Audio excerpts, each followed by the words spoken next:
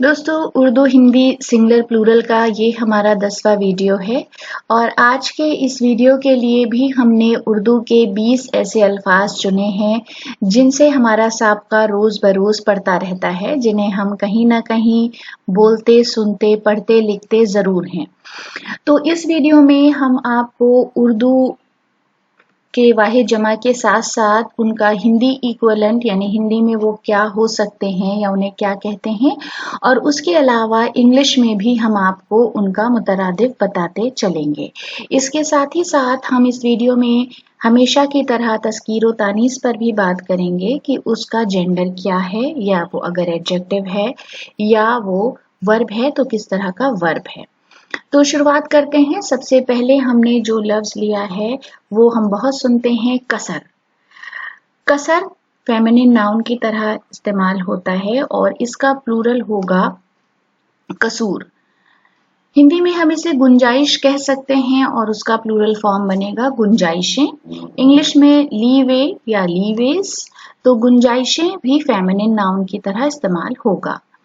फिर हमारे पास एक लफ्ज है मलिक। मलिक का मतलब होता है सम्राट या किंग, मैस्कुलिन नाउन है और इसको हम मुलूक की तरह इस्तेमाल करते हैं प्लूरल फॉर्म में। सम्राट सम्राट ही रहेगा क्योंकि हम अपने नाउन के सेक्शन में पहले ही बता चुके हैं आपको कि जो अनमार्क्ड मैस्कुलिन नाउन है वो अपने प्लूरल फॉर्म में तब्दील नहीं होते हैं। King, Kings. उसके बाद है एक लफ्ज लुब। लुब बुद्धिमानी को कहते हैं और उसका प्लूरल फॉर्म होगा लुबूब या अलबाब। तो दो तरह से हम इसका प्लूरल फॉर्म बना सकते हैं। बुद्धिमानी बुद्धिमानी ही रहेगी, विजडम विजडम। फिर है नजम। नजम का मतलब है नक्षत्र, मैस्कुलिन नाउन है, स्टार या प्लैनेट, और उसी से बना है उसका प्लूरल फॉर्म नुजूम। नक्षत्र नक्षत्र ही रहेगा, स्टार्स या प्लैनेट्स। फिर उसके बाद है नफ्स, मनोकामना, डिजायर, और उसका प्लूरल फॉर्म होगा नुफूस, मनोकामनाएं, डिजायर्स, और ये फेमिनिन नाउन की तरह इस्तेमाल होता है, नफ्स भी और मनोकामना भी। फिर है नक्श, छाप, इम्प्रिंट, और नक्श और छाप दोनों मैस्कुलिन नाउन के तौर पर इस्तेमाल होता है और इसका प्लूरल फॉर्म होगा नुकोश, छाप, इम्प्रिंट्स, छाप छाप ही रहेगा। फिर है नकल। नकल का यहाँ पर मतलब हमने जो लिया है वो इमिटेट है, इमिटेशन है, प्रतिरूप है, और उसका प्लूरल फॉर्म होगा नकूल, प्रतिरूप, इमिटेशंस, और नकल भी फेमिनिन नाउन की तरह इस्तेमाल होती है।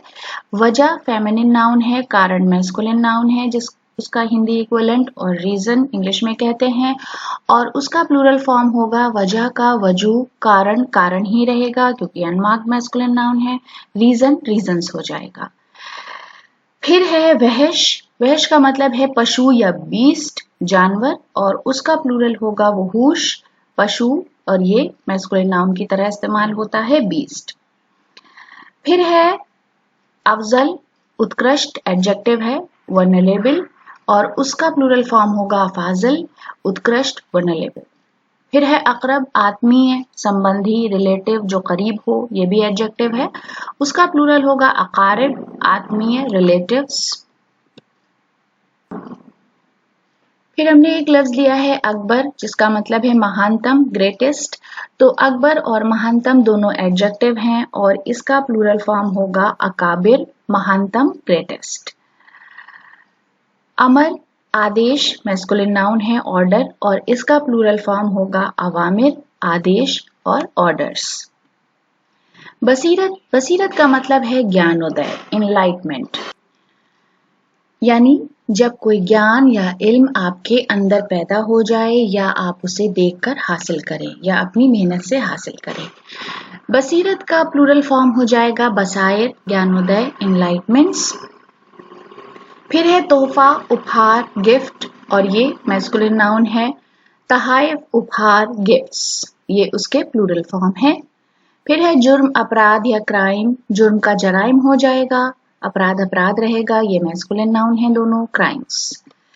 जरीदा, जरीदा का मतलब है सामयिक पत्र, मैस्कुलिन नाउन के तौर पर इस्तेमाल होता है पीरियोडिकल, और उसका प्लूरल फॉर्म होगा जराइद, सामयिक पत्र ही रहेगा पीरियोडिकल।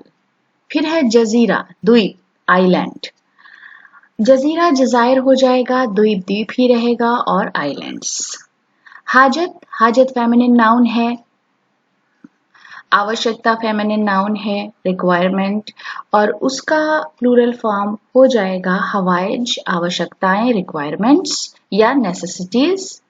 फिर है हकीकत, यथार्थता, दोनों फेमिनिन नाउन है, रियलिटी, हकायक, यथार्थता, रियलिटीज।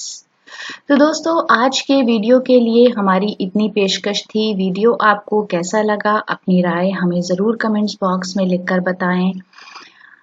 अगर अभी तक आपने हमारे चैनल को सब्सक्राइब नहीं किया है तो बराए मेहरबानी हमारे चैनल को सब्सक्राइब करें। वीडियो देखने के लिए बहुत बहुत शुक्रिया।